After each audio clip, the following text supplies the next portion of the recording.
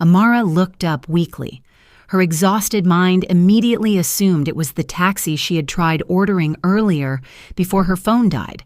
Without thinking too deeply about it, she stood up, grabbed her suitcase, and entered the car.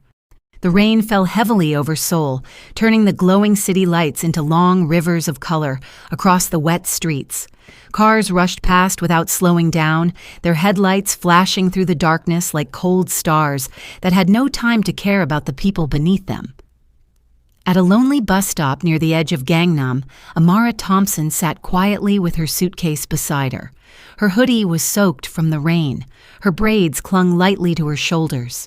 Her hands trembled slightly as she stared at the dim screen of her dying phone. One message had changed everything.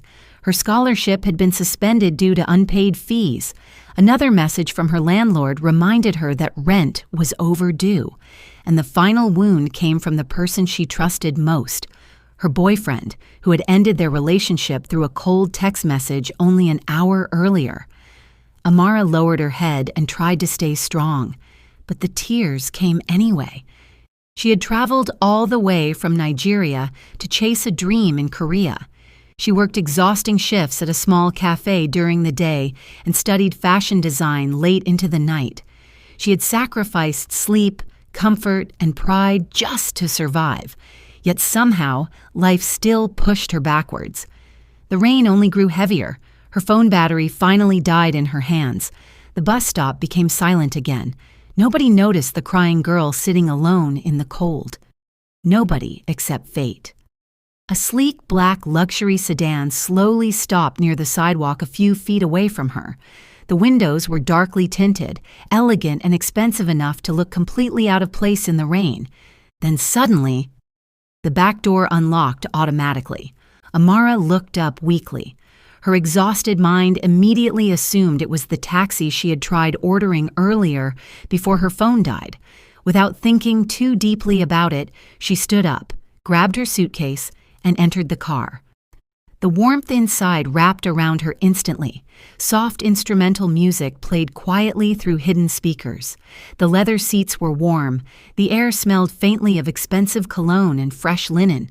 For the first time that entire day, Amara felt safe. She leaned her head gently against the seat. The sound of rain tapped softly against the windows, and because her heart had been carrying too much pain for too long, she fell asleep almost immediately. 30 minutes later, Kang Ji-hoon exited a luxury hotel after another exhausting business meeting. Tall, calm, emotionally distant. His black coat rested perfectly over his shoulders as assistants hurried behind him, discussing schedules, investors, and meetings he barely cared about anymore. Ji-hoon was born into wealth most people could never imagine. But somewhere along the way, luxury had stopped feeling warm. Now it only felt lonely. He entered the back seat of the car without looking up from his thoughts, then froze. A girl was sleeping beside the window. Her wet hoodie sleeves covered part of her hands. Mascara stains rested faintly beneath tired eyes. Her tiny suitcase sat beside her legs. She looked emotionally exhausted. Ji-hoon stared silently for several seconds. The driver panicked immediately. "Sir, should I call security?" Ji-hoon looked at the sleeping girl again. She didn't look dangerous. She looked tired, deeply tired. After a long pause, he answered quietly, "No." The driver blinked in confusion. Ji-hoon leaned back calmly. "Just drive." The car continued through the rain, and without realizing it, both of their lives had already begun changing. The next morning, sunlight slowly crept through massive glass windows inside one of the most luxurious mansions in Seoul. Amara's eyes opened slowly. For several seconds, she did not understand where she was. The bed beneath her was softer than anything she had ever slept on before. The room itself looked like something from a movie. Then panic exploded inside her chest. She jumped out of bed instantly. "What?" Her heart raced wildly as she grabbed the nearest decorative vase from a nearby table like a weapon. At that exact moment, the bedroom door opened. Kang Ji-hoon entered carrying a breakfast tray. He stopped when he saw her standing there in panic with the vase raised awkwardly in both hands. Silence filled the room. Then Ji-hoon calmly looked at her and said, "You drool when you sleep." Amara's eyes widened in horror. "What?" Ji-hoon turned slightly to hide the smallest smile, and for the first time in months, he almost laughed. The following days felt strange for both of them. Amara apologized nearly every 5 minutes. Ji-hoon remained calm and distant, though secretly amused by her constant embarrassment. At first, she insisted on leaving immediately, but reality waited outside the mansion doors. No money, no stable housing, no family nearby, and a visa problem that threatened to send her back home before graduation. Amara hated feeling helpless. One evening, after overhearing servants whisper that she was probably becoming a burden, she quietly packed her suitcase and prepared to leave. But before she reached the front door, Ji-hoon spoke from behind her. "Stay." She turned slowly. "I can't keep freeloading here." "You're not." Amara shook her head weakly. "You don't understand. People like me don't belong in places like this." Ji-hoon stared at her silently for several moments. Then he finally spoke carefully. "My family wants me to marry someone I don't love." Amara blinked in confusion. "They've been pressuring me for years." He stepped closer, slowly. "So pretend to be my girlfriend." Amara nearly choked. "What?" "It would only be temporary," he explained calmly. "You need help staying in Korea. I need my family off my back." Amara stared at him like he had completely lost his mind. Ji-hoon continued quietly. "I'll help with your tuition, your visa situation, and you'll have a safe place to stay." She folded her arms tightly. "And what's the catch?" Ji-hoon answered almost immediately. "No falling in love." Amara burst out laughing, but neither of them understood then that the simplest rule would eventually become the hardest one to follow. The contract relationship began awkwardly, very awkwardly. Amara constantly forgot rich people etiquette. She accidentally wore slippers to an expensive breakfast meeting inside the mansion. She spoke too casually during formal dinners. Once she nearly spilled soup on a government official after misunderstanding Korean dining customs.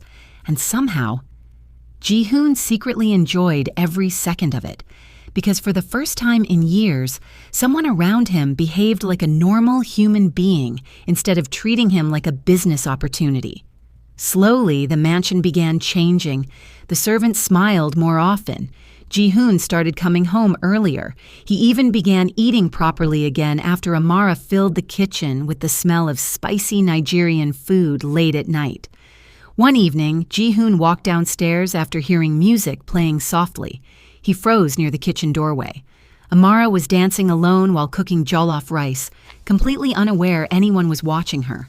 Her laughter filled the empty mansion with warmth, and for the first time in a very long time, Ji-hoon's home no longer felt cold. As weeks passed, the line between fake and real slowly became blurry, too blurry. At business parties, Ji-hoon naturally reached for Amara's hand. At home, she began waiting for him during late nights without realizing it. Sometimes they argued playfully over tiny things. Sometimes they sat quietly together without speaking at all. And somehow, those silent moments became the most meaningful. But reality never stayed far away. Ji-hoon's mother, Han Seo-yeon, hated the relationship immediately. Amara was poor, foreign, ordinary. Everything the powerful family considered unacceptable. At a massive charity dinner, attended by elite businessmen and celebrities, Amara tried her best to fit in, but nervousness betrayed her. She accidentally spilled wine across her own dress. Several wealthy guests laughed quietly. Then Choi Min-jung, the elegant woman expected to marry Ji-hoon, smiled coldly and mocked Amara's accent in front of everyone. The room filled with uncomfortable silence. Amara lowered her eyes in embarrassment. Then suddenly, Ji-hoon calmly removed his expensive suit jacket and placed it gently around her shoulders. He looked directly at the room and said, "She's the only real person here." Silence, complete silence. And in that moment, Amara's heart betrayed her for the first time, because fake relationships were not supposed to feel this real. But love quietly grows in the smallest moments. The way he remembered her favorite coffee order, the way she waited awake whenever he worked late, the way he looked calmer whenever she smiled, the way she slowly became the only peaceful part of his life. And that terrified both of them. Then one rainy morning, everything changed again. Amara received a notification from immigration. Her visa renewal had been denied. She would soon have to leave Korea, leave the school she fought for, leave the life she built, and leave Ji-hoon. The pain in his eyes when he learned the truth said everything he refused to say aloud. But Amara had already made her decision. That night, while the mansion slept peacefully, she quietly packed her suitcase again. She left only a short handwritten note behind. "Thank you for making Seoul feel less lonely." Ji-hoon returned home late that evening. The mansion was silent. Too silent. Then he saw the empty room, and for the first time in years, the house felt cold again. The rain returned on the day of Amara's flight. Seoul's airport buzzed softly with distant announcements and rolling suitcases. Amara sat quietly near the boarding gate, staring at the rain outside the massive windows. Her eyes looked tired again, just like the night she entered the wrong car. Then suddenly, someone grabbed her suitcase handle gently. Amara looked up. Kang Ji-hoon stood there breathless from running through the airport, not as a billionaire, not as a Chaebol heir, just as a man terrified of losing someone important. For several seconds, neither of them spoke. Then Ji-hoon smiled softly and said, "You entered the wrong car." Amara's eyes slowly filled with tears. Ji-hoon stepped closer. "But somehow, you became the right person." And for the first time since arriving in Korea, Amara no longer felt alone. Hard times are temporary. Keep going even when life feels unfair. Your current pain may be preparing you for a better future you cannot yet see.